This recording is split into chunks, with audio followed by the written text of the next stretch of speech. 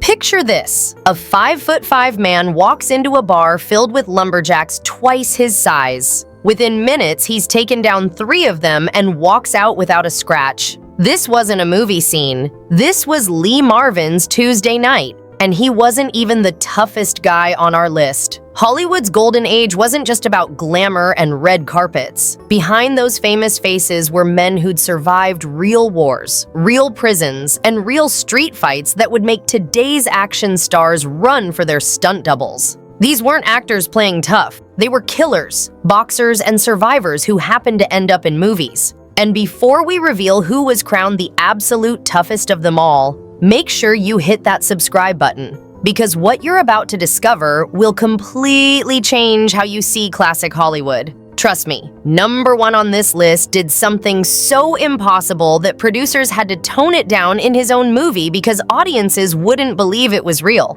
Today's stars hit the gym and post workout videos. These men hit actual enemies and collected actual scars. Some had medals from battlefield heroics. Others had prison records from armed robbery, but every single one had something that can't be faked. The 1,000-yard stare of someone who'd been through hell and walked out the other side. By the end of this countdown, you'll understand why directors were genuinely afraid of some of these actors, why stuntmen refused to work with them, and why even the mafia thought twice before threatening them. Most actors prepare for roles by reading scripts. Robert Mitchum prepared for life by escaping from a Georgia chain gang at 16. Before Hollywood discovered his sleepy-eyed menace, Mitchum was riding freight trains during the Great Depression, fighting other hobos for scraps of food, and boxing under fake names just to eat. That broken nose you see in his movies? Not makeup. That's from a real fight where the other guy ended up in the hospital. Here's what made Mitchum truly dangerous. He didn't care about consequences. When he got busted for marijuana in 1948, a scandal that should have destroyed any actor's career, Mitchum didn't apologize or beg for forgiveness. He did his 60 days in jail, walked out, lit a cigarette,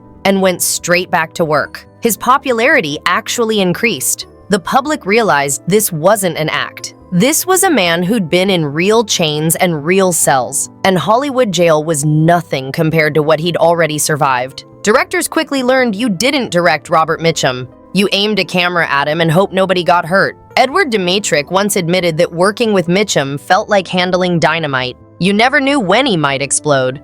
Co-stars reported feeling genuinely unsafe around him, not because he was loud or aggressive, but because he had the dead calm of someone who'd already been through the worst life could offer and came out harder. What Hollywood never understood about Mitchum was that his toughness came from absolute indifference. He'd been hungry, beaten, and imprisoned before he was old enough to vote. By the time he was making movies, there was literally nothing anyone could threaten him with that he hadn't already survived. When asked about his acting method, he famously said he had 2 styles: with a horse and without a horse. That wasn't modesty. That was a man who knew real toughness had nothing to do with pretending. While other kids were learning multiplication tables, 10-year-old Charles Bronson was crawling through coal mines in Pennsylvania, breathing toxic dust that would kill most grown men. Born into crushing poverty as one of 15 children, Bronson's childhood wasn't just difficult. It was a daily fight for survival. By age 10, he was working shifts that started before dawn and ended after dark, covered in coal dust so thick his own mother couldn't recognize him.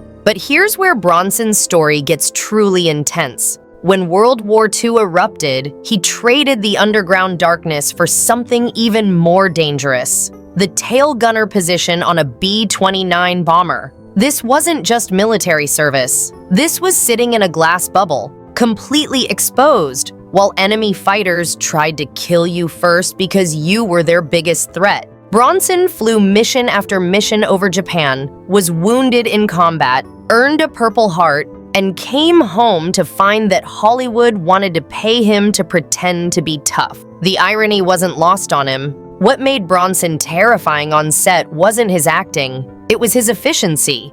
John Michael Vincent, who worked with him on The Mechanic, described a scene where Bronson grabbed his shirt. Vincent said he'd never felt strength like that, comparing it to being grabbed by a machine, not a man. Bronson wasn't pretending to know where to hit someone. He knew because he'd been in countless real fights where losing meant dying. The mafia once sent Bronson death threats after Death Wish became a hit. The studio panicked and offered him round-the-clock bodyguards. Bronson's response? He laughed. Actually, laughed. He told them he'd survived Pennsylvania coal mines, Japanese fighter planes, and post-war poverty. Some guys in suits didn't scare him. The threats mysteriously stopped. Word on the street was that even organized crime recognized real danger when they saw it. And Charles Bronson was the real thing. John Wayne didn't become tough. He was forged through pain that would have killed most men.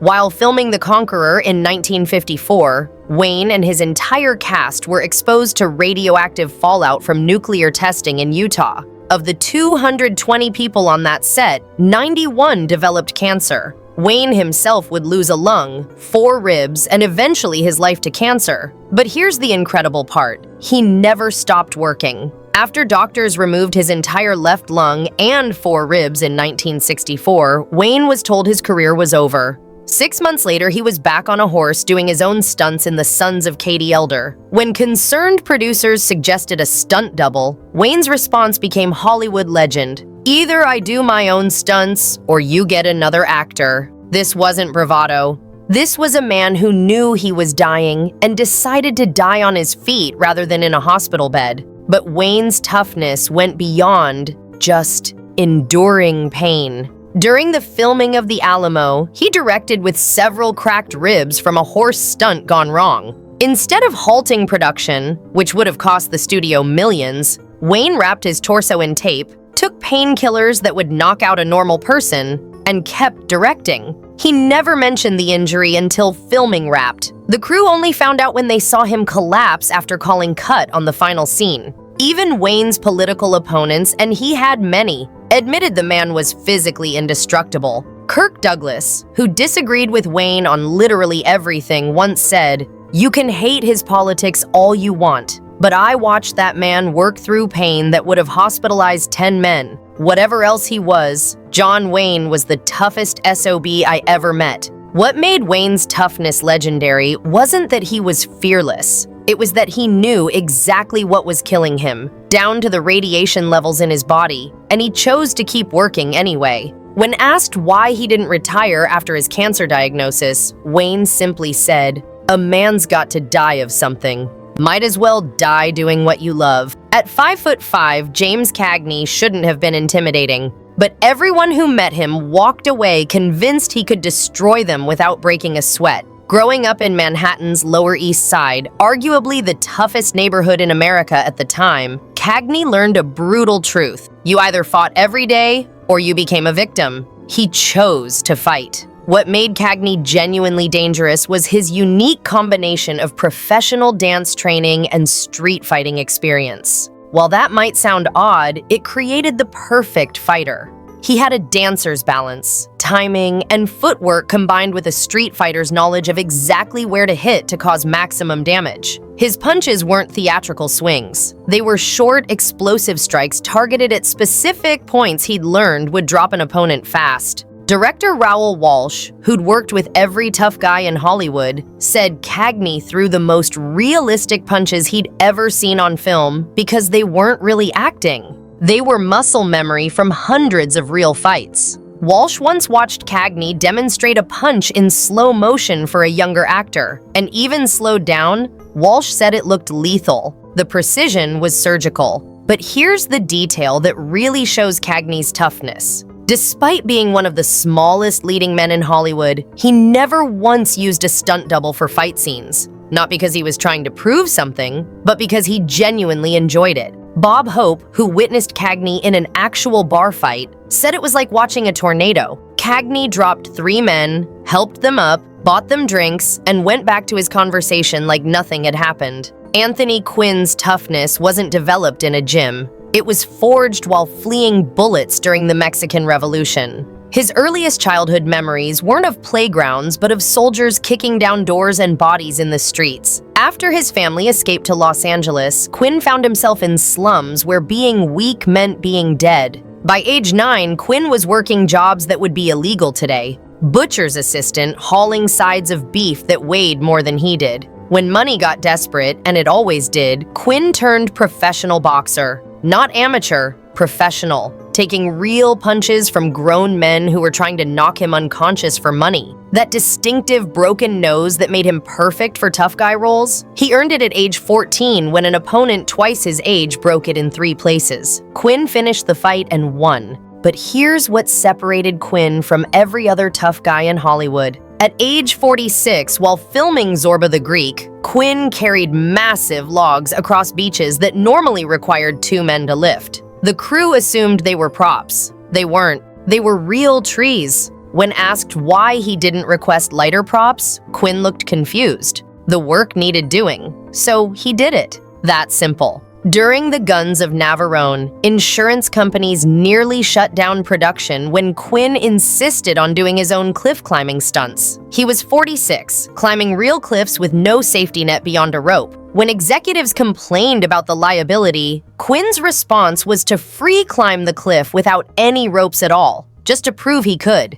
The insurance company backed down. They realized they weren't dealing with an actor. They were dealing with someone who'd been fighting for survival since before he could read. Kirk Douglas had exactly one response to the word impossible: prove it. Born into poverty so extreme his family sometimes ate grass soup to survive, Douglas clawed his way through life with a determination that bordered on superhuman. He earned a college scholarship not through academics but through wrestling. Real wrestling, where broken bones were common and matches could last hours. When World War II started, Douglas didn't wait to be drafted. He enlisted in the Navy and served on submarine chasers, small, vulnerable ships that were basically floating targets for enemy submarines. These weren't the relative safety of battleships. These were tin cans hunting weapons that could destroy them with one shot. Douglas was injured in combat and medically discharged, but he never talked about it. Even mentioning it felt like making excuses. But Douglas's real toughness revealed itself decades later.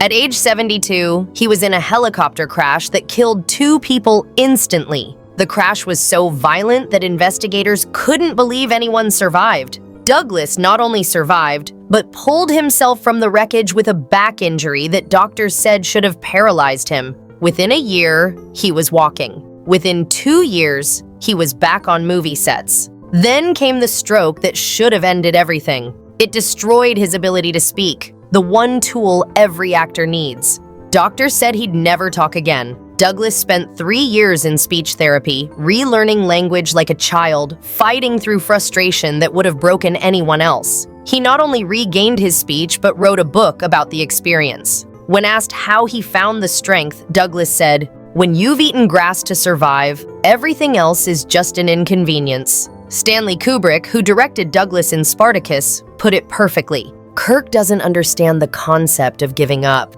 When he decides something will happen, reality better adjust because Kirk won't.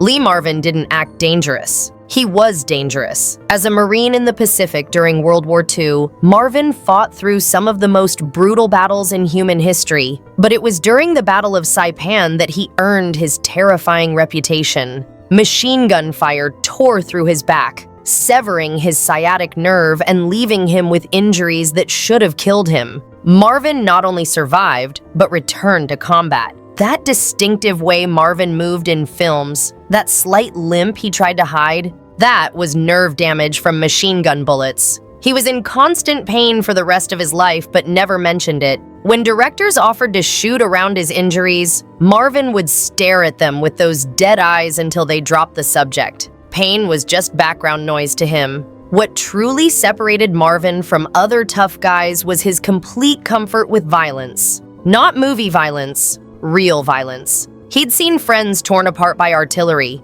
He'd killed enemy soldiers with his bare hands. He'd held dying men while they screamed for their mothers. This wasn't theoretical to him. When he played killers on screen, there was something genuinely unsettling in his eyes because he wasn't pretending. He was remembering. Here's a story that perfectly captures Lee Marvin's toughness. During location shooting in Oregon, Marvin walked into a loggers bar, a place where Hollywood types definitely weren't welcome. Within minutes, 5 lumberjacks decided to teach the movie star a lesson. Witnesses say Marvin didn't even put down his drink. He disabled 3 of them before they realized their mistake, helped them up, bought the entire bar around, and went back to his conversation. The next morning, he showed up on set with bruised knuckles, refused makeup to cover them, and never mentioned the incident. Steve McQueen's toughness came from pure rage transformed into calculated danger.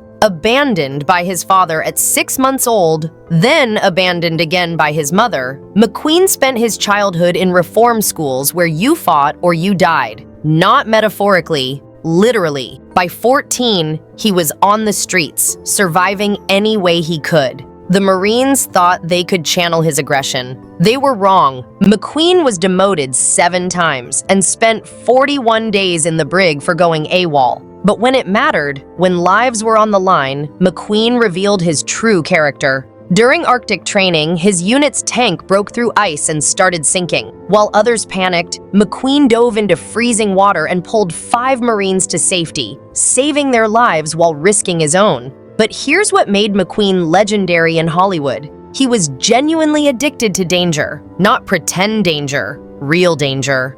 During The Great Escape, he performed every motorcycle stunt except the fence jump, and only skipped that because producers physically restrained him. During Bullet, he drove the car chase himself at speeds that terrified professional drivers. During the Towering Inferno, he insisted on doing fire scenes so dangerous that stuntmen refused them. McQueen didn't race cars as a hobby. He raced professionally under fake names because studios banned him from racing. At the 1970 Sebring race, one of the most grueling races in motorsports, McQueen placed 2nd overall while driving with a cast on his broken foot. Professional racers said he was faster than most of them, and completely fearless. When Charles Manson's cult put McQueen on their celebrity kill list, he didn't hire bodyguards or hide. He started carrying a loaded gun everywhere and told friends he almost hoped they'd try something. The cult apparently got word of his response and removed him from the list. Even psychotic killers recognized that Steve McQueen was not someone you wanted to corner. Charlton Heston brought something to Hollywood that couldn't be taught: absolute physical dominance combined with complete disregard for his own comfort. As a B-29 radio operator and aerial gunner in World War II, Heston developed a tolerance for discomfort that would define his entire career. While he didn't see frontline combat, military service instilled a discipline that made him physically unstoppable. What separated Heston from other action stars was his refusal to accept any form of special treatment. For the 10 Commandments, he carried actual stone tablets weighing over 40 pounds take after take in desert heat that reached 120 degrees. When offered lighter props, he refused, saying Moses wouldn't have carried fake tablets. His shoulders and back were destroyed by the end of filming, but he never complained once. During The Greatest Story Ever Told, Heston tore shoulder ligaments so severely that doctors said he needed immediate surgery. Instead, he had the injury wrapped during lunch break and finished the day's filming. He then drove himself to the hospital that night, had surgery the next morning, and was back on set 48 hours later. The studio didn't even know he'd been injured until filming wrapped. But here's the detail that proves Heston's toughness. Like John Wayne, he was exposed to radiation while filming The Conqueror. He developed cancer, had a lung removed, and kept working. Unlike others who'd slow down, Heston actually increased his workload, taking on more physically demanding roles as if daring his body to fail. It never did. He worked until the day he died, never missing a single day of filming due to injury or illness in a career spanning 6 decades. If Hollywood wrote Audie Murphy's real story as fiction, it would be rejected for being unrealistic. At 5'5" and 110 pounds, Murphy looked like a child. The Marines rejected him for being too small. The paratroopers rejected him for being too weak. The Army almost rejected him until he gained weight with milk and bananas. What happened next defies belief. By age 21, Audie Murphy had personally killed 241 enemy soldiers. Not his unit, him. Personally, he earned every single medal for valor America could give, plus medals from France and Belgium. 28 decorations total. He remains the most decorated soldier in American military history, and it's not even close. But here's the moment that proves Murphy was the toughest human being Hollywood ever employed. On January 26, 1945, Murphy's company was attacked by 6 German tanks and over 200 infantry. Murphy ordered his men to retreat, then climbed onto a burning tank destroyer that could explode at any second. For 1 hour, alone, wounded, and completely exmotioned, he held off an entire German company with a .50 caliber machine gun. He killed over 50 enemy soldiers, then led a counterattack that routed the Germans completely. When he starred in To Hell and Back, playing himself, producers made him tone down his actual achievements because test audiences said it was too unbelievable. Think about that. His real life was considered too heroic for a Hollywood movie. They had to make him seem weaker to be believable. Behind Murphy's innocent face was severe PTSD that haunted him until his death. He slept with a loaded .45 under his pillow and suffered violent nightmares where he'd wake up ready to kill. His wife said during episodes, he became someone unrecognizable, someone terrifying. Yet he maintained perfect control during waking hours, never losing his temper, never starting fights, always calm. Murphy once attended a Hollywood party where a businessman, trying to impress people, got aggressive with him, probably thinking the small, quiet man would be an easy target. Witnesses said Murphy's transformation was instant. His eyes went dead, his body shifted slightly, and everyone in the room suddenly understood they were watching death incarnate.